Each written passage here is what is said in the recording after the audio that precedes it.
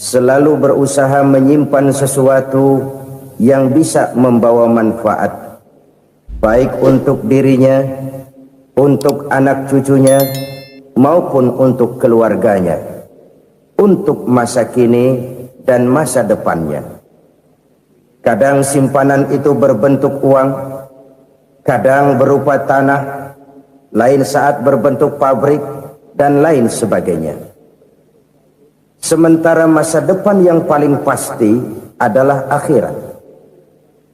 Jika untuk masa depan dunia kita rela memeras keringat, membanting tulang, pergi pagi dan pulang petang, menyimpan uang, menyimpan tanah, menyimpan pabrik, pernahkah kita merenung jika satu saat kiamat datang, kita dibangkitkan dari kubur masing-masing, berdiri di padang mahsyar untuk mempertanggungjawabkan seluruh kegiatan hidup kita di dunia ini, lalu kita akan menuju ke alam akhirat. Sudahkah kita mempunyai simpanan untuk akhirat kita? Pada pertemuan kali ini saya ingin menyampaikan sebuah hadis di mana Rasulullah sallallahu alaihi wasallam bersabda, "Arba'un min kanzil jannah." Simpanan sorga ada 4 macam. Yang pertama, ikhfa'us sadaqah, menyembunyikan sedekah. Saudara-saudara kaum muslimin, sebagaimana yang kita maklum bahwa Allah Subhanahu wa taala melebihkan sebagian rezeki dari kita terhadap yang lain. Ada yang kaya, ada yang setengah kaya, ada yang miskin, ada yang setengah miskin, dan selanjutnya. Ada yang gajinya kecil tapi penghasilannya gede. Ada yang penghasilannya gede tapi nggak punya gaji. Ada juga yang memang gajinya gede dan penghasilannya gede. Kelebihan rezeki merupakan sunnatullah dan tidak harus membuat kita merasa lebih dari yang lain. Bahkan sebaliknya, kelebihan itu harus membuat kita ringan tangan untuk menolong mereka yang memang memerlukan pertolongan. Kalau saudara diberikan ilmu, maka pertanyaan akhirat cuma satu: ilmumu kau amalkan untuk apa? Kalau saudara diberikan umur yang panjang, pengadilan akhirat juga bertanya satu: umurmu kau habiskan di mana? Tapi kalau saudara diberikan harta, pengadilan akhirat akan bertanya dua: hartamu kau dapat dari mana? Kau belanjakan kemana? Dari mananya ditanya dan kemananya juga ditanya. Oleh karena kita akan dimintakan pertanggungan jawab, maka amanah yang bernama harta ini harus kita gunakan dengan sebaik-baiknya. Ada penggunaan yang merupakan kewajiban, itu zakat namanya. Ada penggunaan yang sewaktu-waktu, itu infak namanya.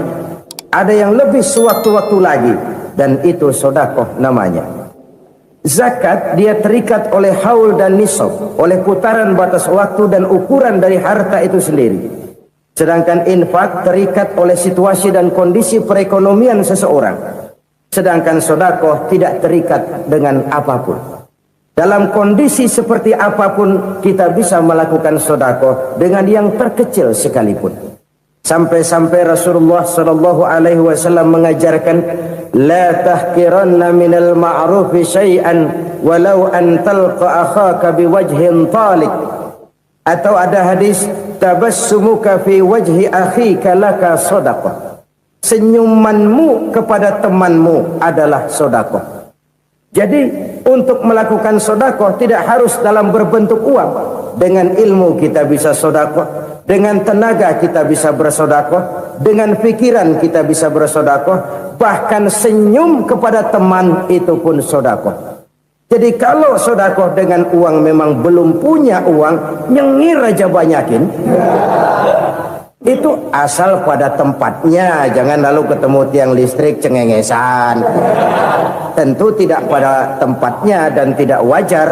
Nah, sedekah yang paling dicintai Allah adalah sedekah yang disembunyikan. Artinya, jauh dari sifat riya. Kan kadang-kadang ada orang sedekah itu disebutkan namanya, apa tidak bagus? Kalau memang niatnya ikhlas, ya bagus-bagus saja untuk memberikan sugesti kepada yang lain.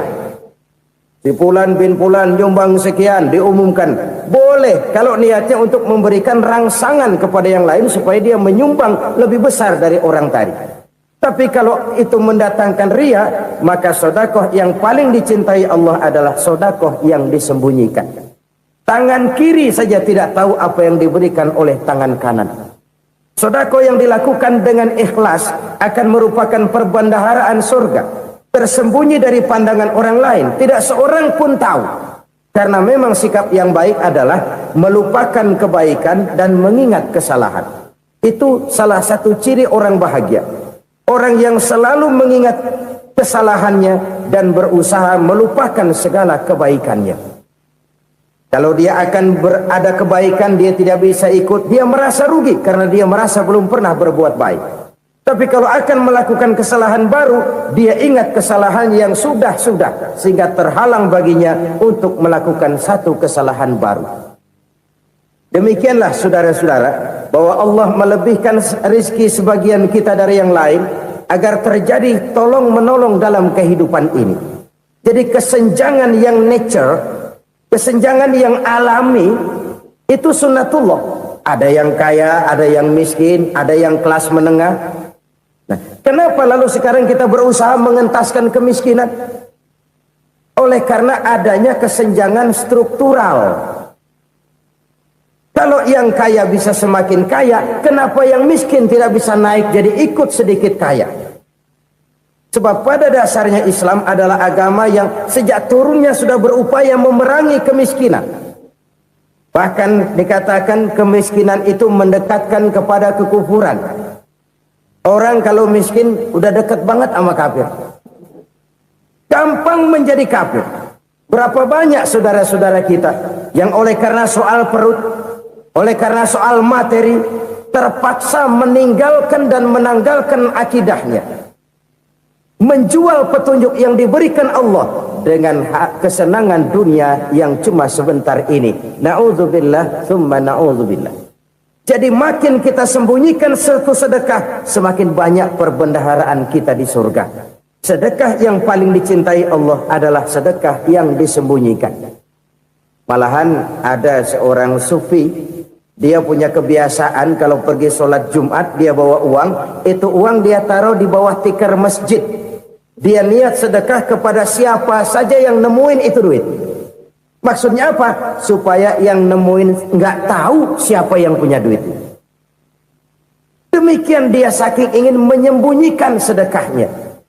Karena sifat riya itu bisa memakan amal kita sendiri. Riya itu termasuk menyebut-nyebut kebaikan kita. Orang yang suka nepuk dada, sedikit-sedikit ngitungnya kalau nggak gua. Tuh kalau nggak gua tuh. Tuh yang belah situ, kalau nggak gua. Iya, kalau nggak lu kenapa emang? Orang yang suka menepuk jasad, tuh biasanya memang begitu, saudara-saudara. Kalau perang lagi berkecamuk, orang nggak sempat ngaku jadi pahlawan. Tapi begitu perang selesai, yang kagak kenal bedil ngaku pahlawan, mas. Itu sesuatu yang biasa. Oleh karenanya, orang-orang yang ikhlas dalam bersedekah, disembunyikannya sedekah itu, Allah cinta betul. Malahan ada hadis memberikan jaminan, inna sedaqatal mar'il muslimi tazidu fil umri wa tadfa'u mitatas su'i. Sesungguhnya sedekahnya seorang mukmin tazidu fil umri, bisa menambah umur panjang. Wa tadfa'u mitatas su'i, dan menyelamatkan manusia dari mati secara su'ul khatimah. Jadi siapa yang kepengen panjang umur, banyaklah sedekah. Yang bosan hidup, pelit terus. Sedekah menambah panjang umur dan menyelamatkan manusia dari mati secara su'ul khatimah. Pak, katanya umur itu nggak bisa ditambah, nggak bisa dikurangin.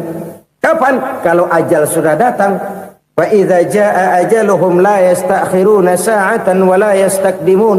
Kalau ajal datang tidak bisa dimajukan, tidak bisa dimundurkan. Itu kalau ajal sudah datang. Tidak bisa lagi umur ditambah dikurangi, sudah datang. Tapi kalau belum datang, itu kan haknya Allah. Mau ditambah, mau dikurangi, hak prerogatif Allah. Sebagai pencipta manusia, Allah maha kuasa dan maha mampu. Sedekah ini menambah panjang umur dan menyelamatkan manusia dari mati secara su'ul khatimah. Itu orang mati kan sama ya, kondisinya mati, nggak nafas. Tapi hakikat mati kan lain-lain. Ada yang mati itu husnul khatimah, baik akhirnya. Misalnya lagi ngaji mati, lagi sholat mati, lagi sedekah mati. Ini yang dinamakan dengan husnul khatimah, baik di akhirnya. Sebaliknya ada yang su'ul khatimah, jelek di akhirnya. Ini yang jadi catatan akhir.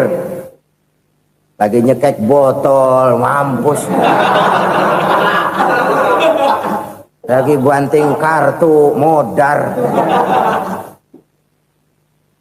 Su'ul khatimah, jelek pada akhirnya. Sedekah menyelamatkan manusia dari mati secara su'ul khatimah. Dan kita semua kepengen mendapat husnul khatimah, jauh dari su'ul khatimah. Oleh sebab itu yang bisa menyelamatkan kita dari penyakit itu antara lain adalah sedekah yang disembunyikan, yang dikerjakan dengan ikhlas karena Allah. Tidak karena kepengen dipuji orang, tidak karena ingin dikatakan orang pemurah, sebab orang dermawan itu orang yang memberi tanpa harus diminta. Kalau masih harus diminta, ya belum dermawan namanya, masih harus diminta. Kalau nggak diminta ya tulus, lolos, polos. Saudara-saudara kaum muslimin rahimakumullah. Harta adalah amanat dan akan kita pertanggungjawabkan. Allah melebihkan rizki sebagian kita dari yang lain agar kita saling tolong menolong, bantu membantu. Nabi janjikan siapa yang meringankan beban saudaranya muslim di dunia, Allah akan meringankan bebannya di akhirat nanti. Sebuah jaminan dari baginda Nabi. Si orang yang kita bantu barangkali tidak bisa membalas, Allah yang akan membalas lewat jalan lain yang tidak pernah kita sangka-sangka.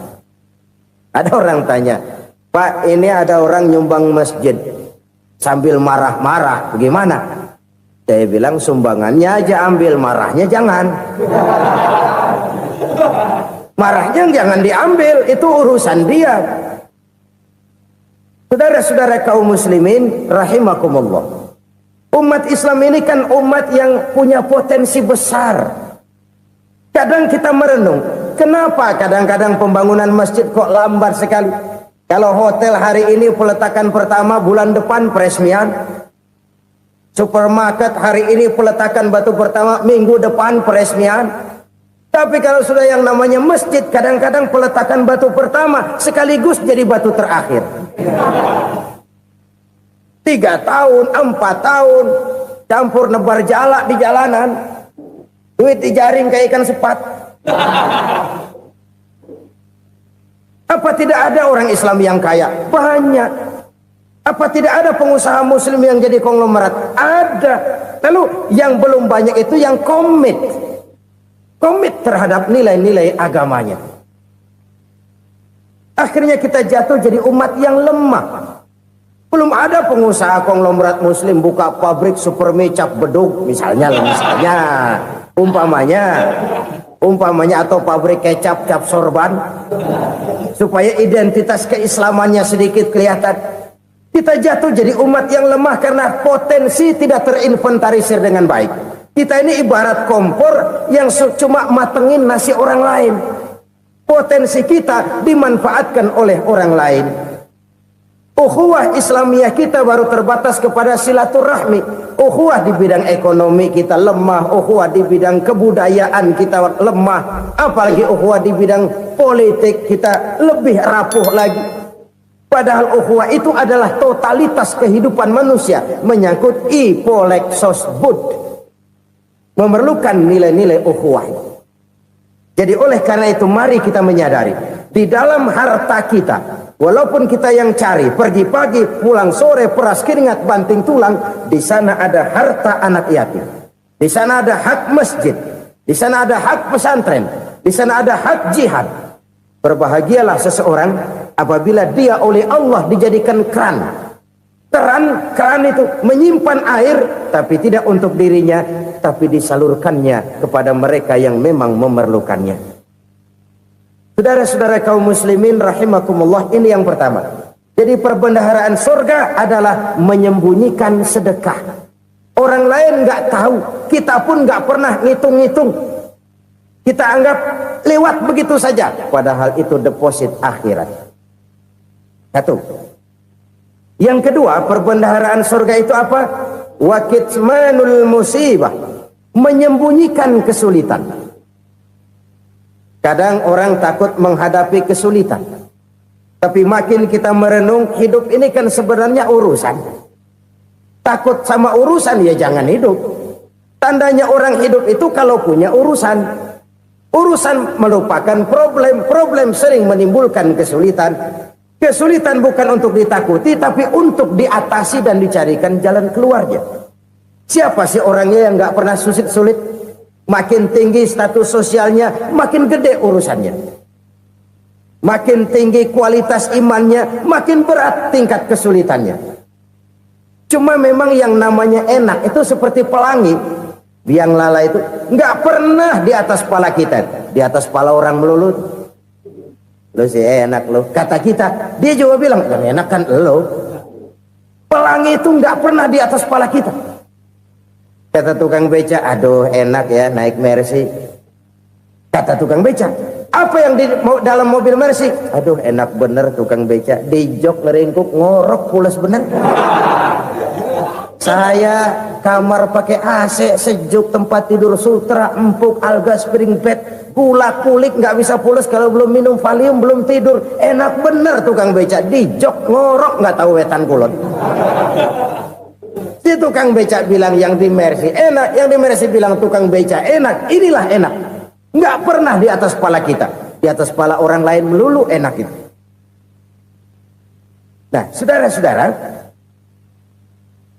yang merupakan perbendaharaan surga itu orang yang bisa menyembunyikan kesulitan, baik pribadi ataupun rumah tangga. Nih terutama rumah tangga yang jadi soalnya. Kadang-kadang kita ini kalau senang, sebaliknya kalau senang kita diam, kalem aja, cuek.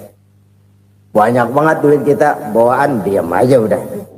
Malah ketemu orang takut. Tapi begitu susah, sekampung tahu. Padahal Nabi mengajarkan perbendaharaan surga itu menyembunyikan musibah, menyembunyikan kesulitan. Kalau enak, cerita sama orang-orang. Kalau nggak enak, rasain sendiri, tekan sendiri, atasin sendiri. Kita kan sebaliknya. Senang kita diam, asal lagi susah, paling tidak kita nyari teman buat cerita kesusahan. Siapa orangnya yang nggak pernah susah? Cuma soalnya bagaimana kita mengatasi kesusahan itu sendiri. Begitu juga misalnya kalau orang sudah berumah tangga, itu orang tuanya harus menjadi tempat dia cerita yang enak-enak saja. Yang nggak enak rasain berdua, selesaikan berdua, atasin berdua. Jangan dibalik. Asal senang diam, giliran susah aja. Maknya laporan. Terbalik, bisa menjaga security informasi. Maka nama bayam keluar diam, malah seluitan. Enak amat lo makan daging ayam. Security informasi. Saudara-saudara kaum muslimin rahimakumullah. Ujian yang terberat itu yang pernah diberikan kepada para nabi, para rasul, para aulia, para ulama. Makin tinggi keimanan, makin berat bentuk kesulitan. Ayo saya kemukakan satu contoh saja. Ada seorang nabi yang kaya, nabi kaya, namanya Nabi Ayub. Iblis kalau orang begini kan keki, ibadahnya rajin, kaya. Nih yang kayak begini susah digodain. Kalau ibadahnya rajin, miskin, kali bisa disogok. Sini imannya mantap, ibadahnya rajin, kaya, nabi lagi. tapi namanya iblis, nggak kurang akal. Laporan, Tuhan, kenapa Les? Ya ini bahasa saya, bahasa Qurannya sih nggak gitu. Itu hambamu yang namanya Ayub, dia rajin ibadah cuma karena dikasih kaya aja. Coba kasih miskin dia, berhenti dia sembahyang. Ah, kamu bisa aja. Saya tahu Ayub itu hambaku yang ikhlas. Saya buktiin Tuhan, silahkan. Dibuktiin lah, iblis turun ke alam ini. Yang mula-mula dia lakukan, dia rusak sawah ladang Nabi Ayub. Dia binasakan binatang ternak Nabi Ayub. Sehingga dalam waktu singkat, jatuhlah Nabi Ayub dari orang paling kaya jadi orang paling miskin. Beliau masih ibadah di mihrab dalam masjid. Datang iblis. Saudara Ayub, ya, lagi ngapain? Ibadah. Nyembah Allah, nyembah Allah. Oh, percuma. Kenapa? Tuhan yang ente sembah nih, dia udah bikin miskin ente. Sawah ladang ente hancur lebur, binatang ternak binasa. Sekarang ente jadi orang paling miskin. Ngapain nyembah Tuhan kayak begitu? Tekor. Udah berhenti dah ibadah, berhenti ibadah. Ini iblis sama Tuhan laporannya lain, yang dikerjakan kepada Nabi Ayub juga lain. Benar begitu iblis kata Nabi Ayub? Iya, sawah ladang saya habis, buras. Binatang ternak saya binasa, binasa. Saya miskin, bangpak. Apa jawab Nabi Ayub? Bukan innalillahi, ini hebat. Alhamdulillahillazi a'tani wa akhza minni. Segala puji bagi Allah yang telah memberikan harta kepada saya dan sekarang mengambilnya lagi. Alhamdulillah. Allah yang ngasih, Allah yang ambil. Itu mah urusan Allah. Iblis cuman ibadah jalan terus, sujud lagi Nabi Ayub. Iblis seleher gondok banget. Dasar Nabi nggak mempan dia apa-apain. Miskin malah alhamdulillah. Allah yang ngasih, Allah yang ambil. Jadi kalau kita tidak komit, kita tidak terikat kepada kaya, miskin, senang, susah, apa yang bisa bikin kita susah? Jadikan kekayaan, kemiskinan, jadikan senang, susah sebagai anak buah yang bisa kita atur. Jangan kekayaan ngatur kita, jangan kemiskinan ngatur kita. Kita yang harus mengatur mereka. Senang, susah, kaya, miskin, bahagia, sengsara, jadikan itu anak buah yang bisa kita atur. Kalau sekarang kita kaya, lain saat boleh jadi kita miskin, semiskin-miskinnya. Allah yang ngasih, Allah yang ambil. Tenaga mana yang bisa menghalangi? Ibadah jalan terus. Iblis makin gondok. Dasar Nabi loh. Akhirnya apa? Nabi Ayub dikerjain, diberikan penyakit. Demikian fatal penyakitnya. Bayangin, udah miskin sakit. Masya Allah. Miskin sakit. Sakitnya nggak lama, kira-kira 16 tahun. Istrinya 3, 2 mental minta ceraiin. Ngerawatin laki bengek begini. Senang belum tentu, susah udah pasti nih. Cerai aja, cerai dah. Cerai. Tinggal satu Siti Rahmah yang setia menemani beliau. Sesetia-setianya hati perempuan. Satu saat Siti Rahmah bilang, "Bang, iya, abang kan Nabi, Bang. Lalu, namanya Nabi kan doanya jarang meleset, Bang. Maksud kamu minta kenapa sih sama Tuhan biar abang sembuh baik dah, Bang?" Siti Rahmah, iya. Saya sakit berapa tahun sih dah? 16 tahun, Bang. Sebelum ini saya sehat berapa tahun? Ya kira-kira 60 tahun, Bang. Nah, coba ente banding-bandingin, Rahmah. Saya dikasih sehat 60 tahun, dikasih sakit 16 tahun. Sudah nggak sabar mau doa kepada Allah minta sembuh. Saya malu kepada Allah. Diuji dengan yang luar biasa seperti ini, tidak mengganggu stabilitas kehambaannya. Dia tetap menghamba kepada Allah Subhanahu wa ta'ala. Saudara-saudara kaum muslimin rahimakumullah. Kunci menghadapi kesulitan itu apa? Allah jelaskan dalam satu ayat, wa basyiris sabirin alladzina iza asabathum musibah qalu inna lillahi wa inna ilaihi raji'un. Gembirakan orang-orang yang sabar Siapa mereka itu? Yang apabila mendapat musibah mereka kembali kepada keyakinan dasar, segalanya dari Allah dan segalanya akan kembali kepada Allah. Ini konsepsi dasar dari sikap muslim dalam menghadapi berbagai kesulitan. Segalanya dari Allah, segalanya akan kembali kepada Allah. Kalau ini sudah kondisi dasarnya, maka kita akan lapang menghadapi kenyataan bagaimanapun pahitnya. Apakah itu namanya miskin, apakah itu namanya sakit, bahkan maut sekalipun. Maut sekalipun. Segalanya dari Allah, segalanya akan kembali kepada Allah. Ini sikap hidup, bukan sekedar ucapan. Kita kadang-kadang menjadikannya sebagai ucapan. Mulutnya sehingga berhenti, innalillahi wa inna ilaihi rajiun, tapi nangisnya terus gerung-gerungan.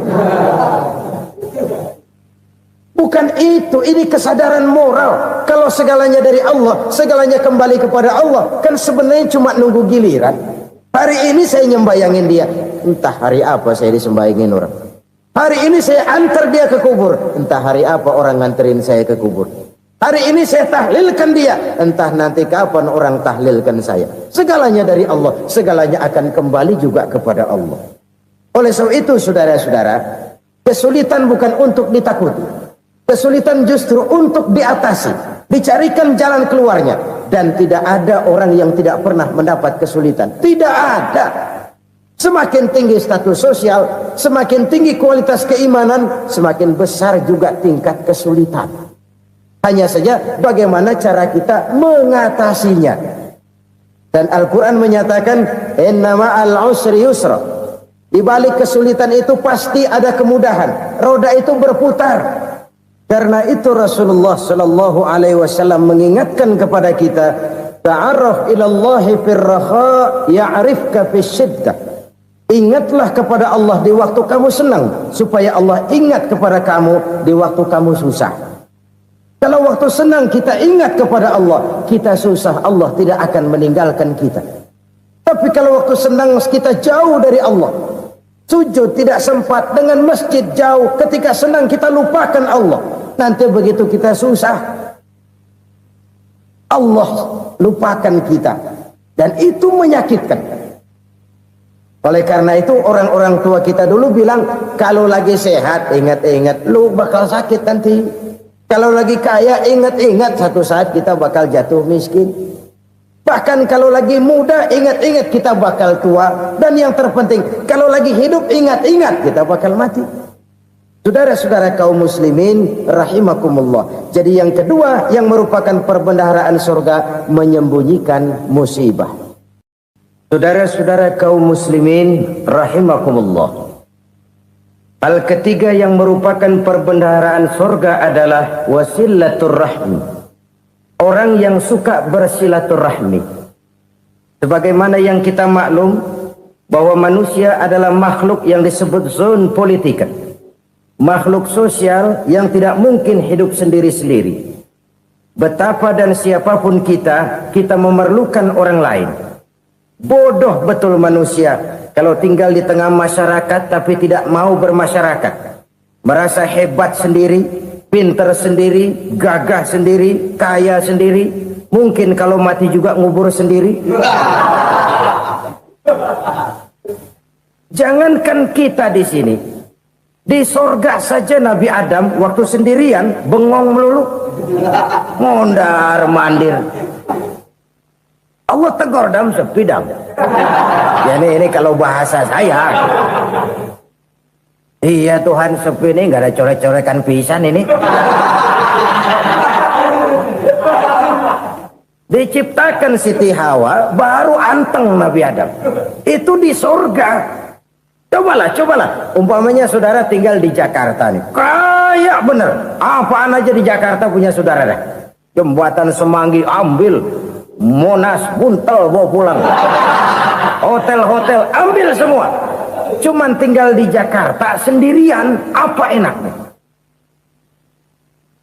Betapa dan siapapun kita perlu orang lain. Tidak ada seorang pun yang bisa memenuhi kebutuhan hidupnya secara sendiri-sendiri. Nah, Islam telah menyelamatkan manusia dari ras diskriminasi.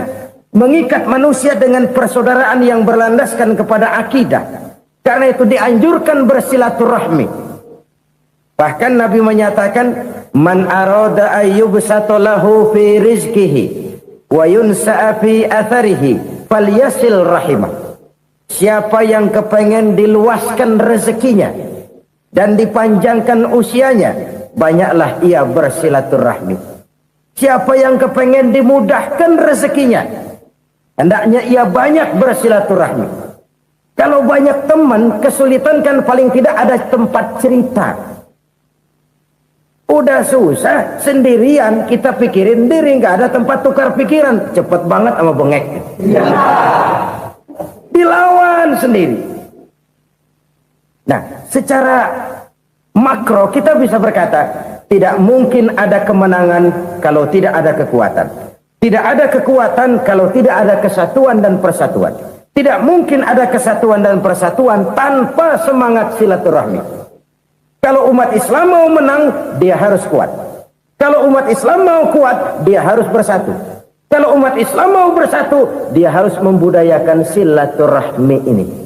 Bahkan sampai-sampai kata Nabi, kalau bisa cari nilai tambah. Apa? Silman qata'ak. Bersilaturahmilah kau kepada orang yang marah denganmu. Masya Allah, indahnya ajaran agama kita.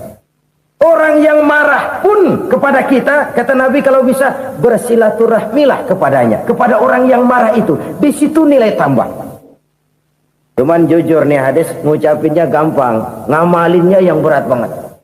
Orang marah sama kita, kita disuruh silaturahmi, ada apa malu? Lu marah, ada gue marahan lagi, gue pikirin. Saudara-saudara kaum muslimin rahimakumullah. Tapi ini yang diajarkan, bahkan ini yang dicontohkan oleh baginda Rasul. Bagaimana begitu mudah, misalnya satu saat Abu Jahal ini ngatur strategi bagaimana bikin Muhammad celaka. Dia gali lubang di depan tempat tidurnya. Dia tutupin daun korma. Terus dia panggil seseorang, ke sini. Kasih tahu Muhammad, pamannya sakit keras, minta ditengokin. Berangkat orang ini ke sana. Muhammad, labbaik. Pamanmu sakit keras, dia minta ditengokin. Baik, saya akan datang menjenguk beliau.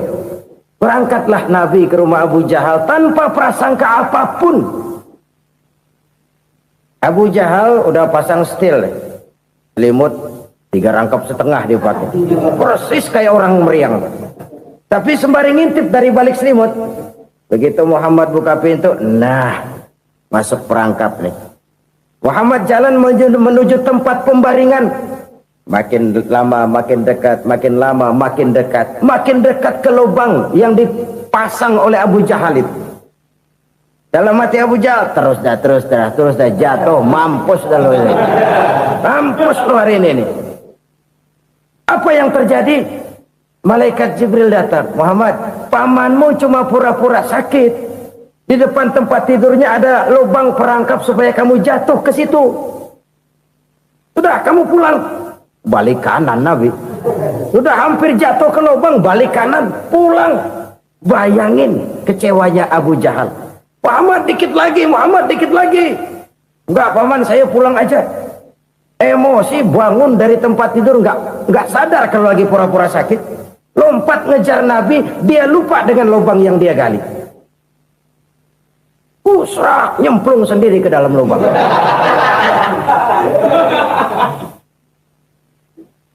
Nabi terus berlalu. Ini terjadi keanehan. Jatuh ke lubang yang dia gali itu sebenarnya nggak terlalu dalam ya, antara 3-4 meteran lah. Tolong saya jatuh ke lubang ini. Datanglah pelayan-pelayannya itu. Angkat saya dari sini. Oh, yang ngulurin tambang. Satu gulung, belum juga nyampe itu tambah. Kurang, beli lagi ke warung. Sambung, ulur lagi, nggak juga bisa sampai. Wah, ini kerjaan Muhammad ini. Tolong, siapa salah seorang kamu ke rumah Muhammad? Kasih tahu, encangnya kecebur. Minta ditolongin. Sampaikan kepada Rasul.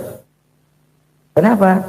Pamanmu jatuh ke lubang, Muhammad minta tolong diangkatin. Tambang udah nyambung-nyambung nggak nyampe juga. Ya, nanti saya datang, saya tolong. Coba. Nyata-nyata orang berniat jahat mau mencelakakan dia. Datang dia menolong. Ini yang disebut air tuba dibalas air susu ya ini. Bukan sebaliknya. Air tuba dibalas air susu. Paman, kecebur ya? Iya Muhammad, tolong ini. Pegang tangan saya. Nabi ulurkan tangannya. Nyampe. Dipegang oleh Abu Jahal. Diangkat ke atas. Sampai atas. Apa kata Abu Jahal? Sihirmu memang hebat Muhammad. Udah ditolongin dikata sihir. Yang enak kita kemplang kan itu orang begitu. Urusan apa? Tapi inilah akhlak. Kalau bisa kamu bersilaturahmilah dengan orang yang marah kepadamu sekalipun. Orang marah kita tetap baik. So, kalau kita berbuat baik sama orang yang memang baik, rasanya sih biasa-biasa aja. Orang baik kita baik lagi, ya draw aja, belum ada nilai tambah di situ. Baru ada nilai tambah kalau kita bisa berbuat baik kepada orang yang nyakitin kita. Itu namanya kita setingkat di atas dia. Dia sakitin kita, kita berbuat baik sama dia. Dia pelit sama kita, kita baik sama dia. Dia marahin kita, kita deketin dia. Di situ kita punya nilai tambah. Jadi siapa yang ingin diluaskan rezekinya kata Nabi dan dipanjangkan umurnya, hendaklah ia banyak-banyak bersilaturahmi. Sederhana sebenarnya silaturahmi. Tapi silaturahmi membangkitkan semangat kesatuan dan persatuan. Kesatuan dan persatuan melahirkan kekuatan.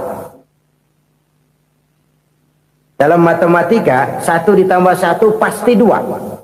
Tapi di tengah masyarakat, 1 orang takut ditambah 1 orang takut, hasilnya jadi 2 orang setengah berani. Kenapa setengah berani? Karena udah berdua. Tadi pan takut sendirian. Kalau dia kumpul turu-turu takutlah jadi berani. Kita yang lemah, kita yang tidak berdaya, kita yang miskin, kalau mau kompak bersatu, apa yang nggak bisa kita kerjain? Apalagi tinggal di kota besar, pilihan cuma 2, bertahan atau minggir.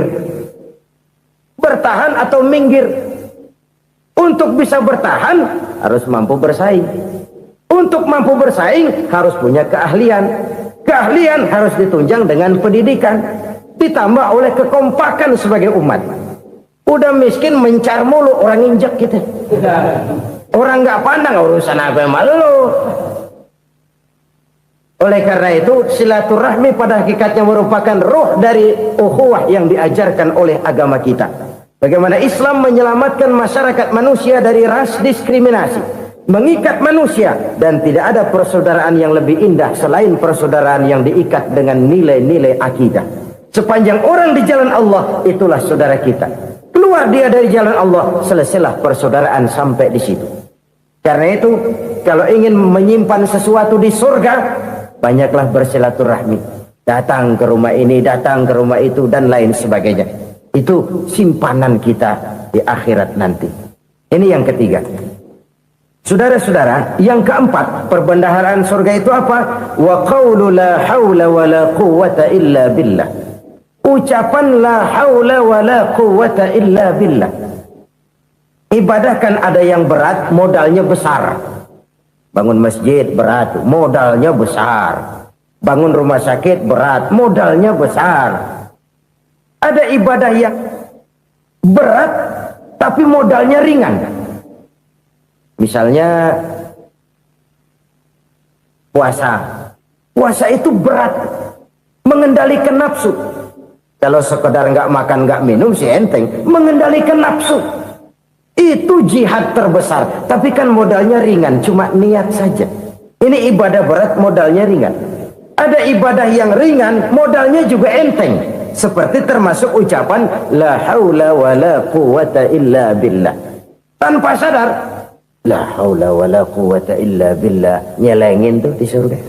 Nyelengin, kita nggak terasa, nyelengin simpenan akhirat. La haula wa la quwwata illa billah, nyimpan lagi. Kaget, la haula wa la quwwata illa billah, nyimpan lagi. Banyak simpenan. Walaupun sebenarnya yang dimaksud di sini adalah kesadaran batin bahwa tidak ada daya dan kekuatan kecuali Allah. Itu intinya. Kita memulai pekerjaan disunahkan baca bismillah, kan begitu. Apa itu? Kesadaran moral Bahwa ini saya bisa kerjakan. Saya kerjakan ini dengan menyebut nama Allah. Kenapa? Kalau Allah tidak memberikan daya dan kekuatan, mana mampu saya kerjakan ini. Maka saya kerjakan ini dengan menyebut nama Allah. Bismillah. Kesadaran moral. Manusia hanya wajib berusaha, tapi nggak pernah wajib berhasil. Banyak hal-hal yang kalau kita renungkan secara rasio nggak mungkin. Tapi jadi kenyataan. La haula wa la quwata illa billah. Tidak ada daya dan kekuatan kecuali bagi Allah semata-mata. Kesadaran moral akan kelemahan dan keterbatasan makhluk bernama manusia. Kadang kita kagum dengan otak, tapi kita sering lupa sama yang bikin otak. Padahal bagaimanapun hebatnya otak, yang bikin otak pasti lebih hebat dari otak. Nggak percaya, silahkan otak-otakan. Inilah kecenderungan. Kita kagum dengan pesawat-pesawat mutakhir, bukan main besi gede banget terbang itu. Alangkah hebatnya. Lalu apa yang bikin otak tidak lebih hebat dari itu semua? Kita puji laut. Apa yang bikin laut tidak lebih hebat dari laut itu? La haula wa la quwata illa billah. Tidak ada daya dan kekuatan kecuali Allah. Apa yang bisa kita lakukan kalau tidak karena daya dan kemampuan yang diberikan oleh Allah kepada kita? Lahirlah sikap tawadu, rendah hati, tidak melonjak menjadi angkuh dan sombong, sadar akan kelemahan dan keterbatasan diri sebagai makhluk yang diciptakan oleh Allah Subhanahu wa taala. Jadi satu sisi ini ucapan yang berpahala, la haula, jadi wiridan. Pada sisi lain ini kesadaran moral, sikap mental, kesadaran batin bahwa yang punya daya dan kekuatan itu cuma Allah. Kita nggak pantas untuk sombong, sebab sombong itu pakaiannya Allah. Kita nggak sedang pakai pakaian Allah, kegedean. Dan makin kita renungi, makin terbentur. Apa sih yang bisa kita sombongin? Kita mau sombong apa? Kaya, pintar, itu kan semua relatif. Di atas langit masih ada langit lagi. Jadi oleh karenanya, marilah kita menyadari, manusia hanya wajib berusaha, tapi tidak pernah wajib berhasil. Yang berusaha saja tidak wajib berhasil, apalagi yang tidak berusaha. Islam bukan agama orang pemalas yang selesai sholat lalu ngelohom, nggelenggem ayem-ayem.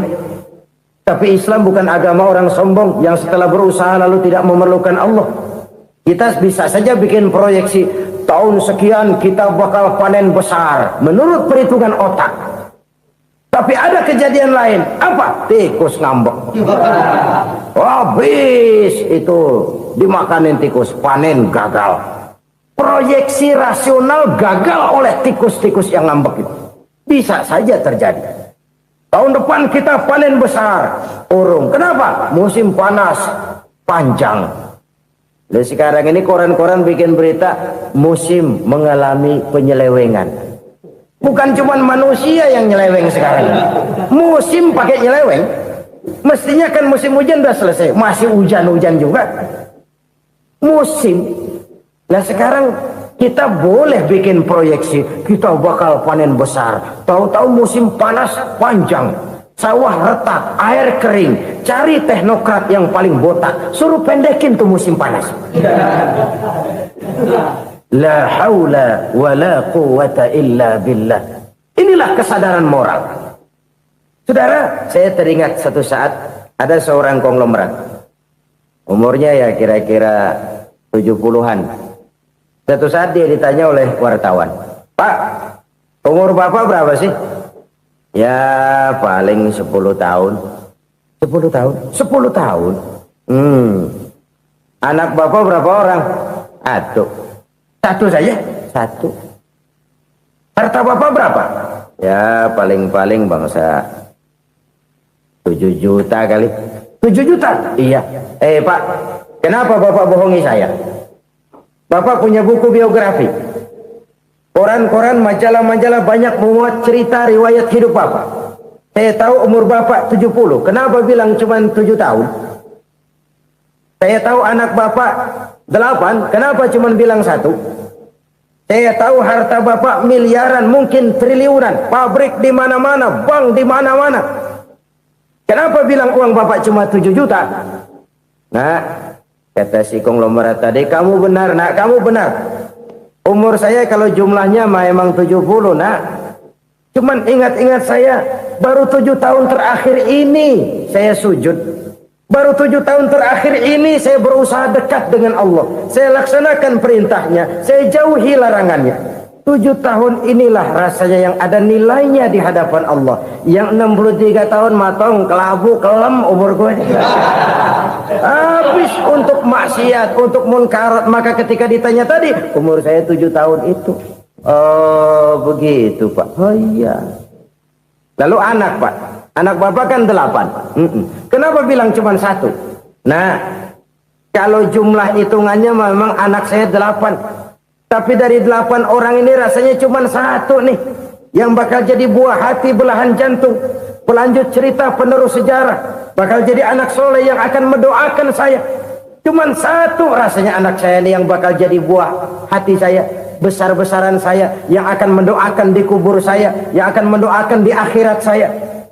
Yang 7 orang mana, Masya Allah, yang atuh tenggeng, yang atuh nyekek botol mulu, yang atuh nggak karu-karuan. Makanya saya bilang 1 anak saya yang akan bisa mendoakan saya. Oh begitu Pak. Iya. Nah harta Pak, harta bapak kan triliunan, pabrik bapak di mana-mana, uang bapak hampir di tiap bank-bank besar. Kenapa bilang cuma 7 juta? Betul kau nak. Harta saya kalau jumlahnya memang miliaran, triliunan mungkin. Tapi yang saya ingat baru 7 juta tuh yang saya belanjakan di jalan Allah.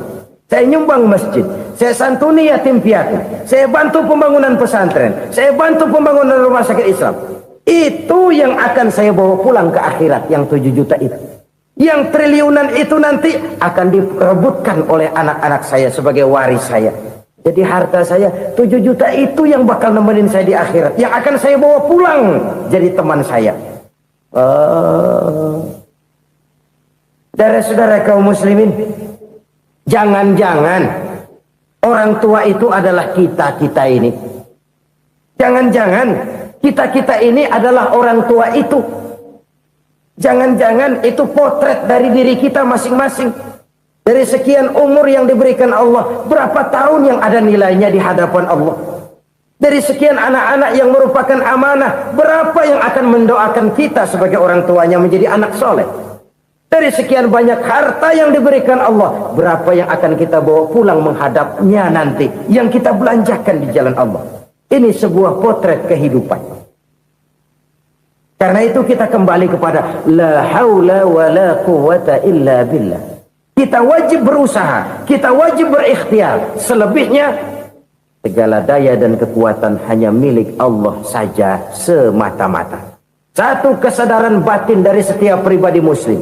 Setelah ia berusaha dan berikhtiar, ia menyerahkannya kepada Allah Subhanahu wa ta'ala. Jadi, satu sisi ini merupakan wiridan ucapan yang mengandung pahala. Pada sisi lain, ini merupakan sikap batin dari seorang muslim di dalam ia menghadapi realitas kehidupan ini. Saudara-saudara kaum muslimin rahimakumullah. Kalau ini kita jadikan satu basis kehidupan, maka ini akan menyelamatkan manusia dari kemungkinan tergelincir menjadi orang yang lupa diri dan lupa darat. Sebab itu Imamul Ghazali berpesan, jadidis safinah fa innal bahra amiq wa khuziz zad fa inna safara ba'id wa khaffifil hamla fa innal hamla sadid.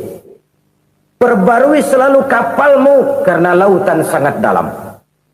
Bawa bekal yang banyak karena perjalanan ini sangat jauh. Ringankan beban karena kebanyakan beban akan menyakitkan. Alangkah indah kalimat ini, alangkah dalam makna yang terkandung di sana. Perbarui selalu kapalmu karena lautan sangat dalam. Apa artinya ini? Jaga mentalmu baik-baik. Pelihara imanmu baik-baik. Karena hidup penuh cobaan. Seperti lautan. Kita kalau berlayar di lautan kan kadang-kadang tenang. Angin bertiup sepoi-sepoi basah. Jika malam datang bintang gemintang bertabur menghias cakrawala. Rembulan memantulkan sinarnya dengan indah. Dalam keadaan begitu berlayar enak. Tapi lain saat ombak menggunung, halilintar menyambar, angin topan bertiup. Berapa banyak sudah saudara-saudara kita yang tenggelam di lautan dunia tanpa sadar bahwa dia belum sampai kepada pantai yang akan dituju. Berapa banyak sudah saudara-saudara kita yang tenggelam di lautan dunia ini tanpa sempat bangkit lagi. Dia menyangka sudah sampai kepada tujuannya. Hati-hati kapal jangan sampai bocor karena lautan sangat dalam. Iman ini jaga baik-baik karena hidup penuh dengan ujian. Wa khuzizat fa inna safara ba'id. Bawa bekal yang banyak karena perjalanan sangat jauh. Saudara mau ke Bandung, bawa duit. Saudara mau ke Surabaya, banyakan lagi duitnya. Saudara mau ke Mekah, gepokan, iketan tuh duit nggak lembaran lagi. Makin jauh perjalanan, makin banyak bekal yang harus kita bawa. Kalau saudara dari Jakarta mau ke Surabaya, kagak bawa duit berangkat juga, itu sih bukan berani namanya, nekat. Sampai Surabaya belum tentu, sengsara di jalan udah pasti. Kenapa? Nggak bawa bekal berangkat. Sama juga kita nih, misalnya belum sempat sembahyang, mati. Waduh, berani banget orang. Belum punya bekal, mati. Sengsara di jalan. Atau bekal tidak cukup. Dari Jakarta saudara mau ke Surabaya, bawa duit 500 perak. Paling jauh Cikampek nyampenya itu. Paling jauh itu. Antara jauhnya perjalanan dengan bekal yang saudara bawa tidak seimbang. Hidup ini perjalanan panjang. A walking tour. Dimulai dari alam arwah. Sebelum jasad diciptakan, roh diciptakan lebih dulu. Dari situ pindah ke alam rahim. Dari alam rahim pindah ke alam dunia. Dari alam dunia pindah ke alam barzah. Baru menuju akhirat. Satu perjalanan panjang. Kalau bekal tidak bawa, sengsara di jalan. Bawa bekal yang banyak karena perjalanan ini sangat jauh. Wa khaffifil hamla, ringankan beban karena beban itu cuma akan menyulitkan. Kalau bekal itu sih keperluan, tapi beban nggak kita perluin, cuma ngeberat-beratin. Apa ini beban? Dosa. Kecurangan, kebatilan, kezoliman, ketidakadilan, kesewenang-wenangan. Itu akan jadi beban kita di akhirat. Alangkah celakanya, perjalanan panjang, bekal tidak bawa, beban kelewat banyak. Alamat sengsara di jalan. Pahala tidak ada, dosa berlipat ganda. Na'udzubillah, summa na'udzubillah. Kalau kita rangkum nasihat Al-Ghazali dengan kisah si konglomerat tadi, kita akan mengambil kesimpulan. Pertama, bekal terbaik dalam menghadapi gejolak kehidupan ini tidak lain adalah iman. Yang kedua, pahala dan dosa. Dua hal kontroversial.